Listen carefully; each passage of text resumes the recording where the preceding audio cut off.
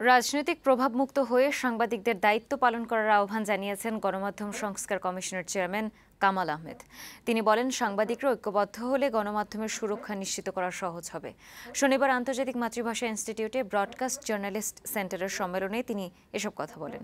এ সময় গণমাধ্যম সংস্কারে আগামী 1 জানুয়ারি থেকে 7 জানুয়ারি পর্যন্ত সারা দেশে জনমত জরিপ করা হবে বলেও জানান গণমাধ্যম সংস্কার কমিশনের চেয়ারম্যান। অনুষ্ঠানে প্রবীণ সাংবাদিক শফিক রেহমান বলেন, গণমাধ্যমের মূল মালিকদের চিহ্নিত করতে হবে। অনুষ্ঠানে জুলাই স্মৃতি ফাউন্ডেশনের প্রধান নির্বাহী কর্মকর্তা মীর মাহবুবুর রহমান স্নিগ্ধ সহ বিভিন্ন গণমাধ্যমের সংবাদকর্মীরা উপস্থিত ছিলেন।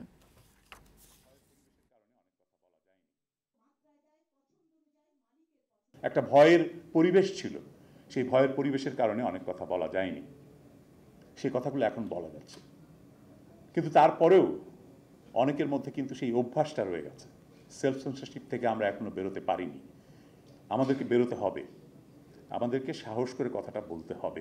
সব কিছুর পেছনে যেটা বড় কথা সেটা হলো যে একটা ঐক্য দরকার। এই মাধ্যমে এই সাংবাদিকদের মধ্যে ঐক্য দরকার।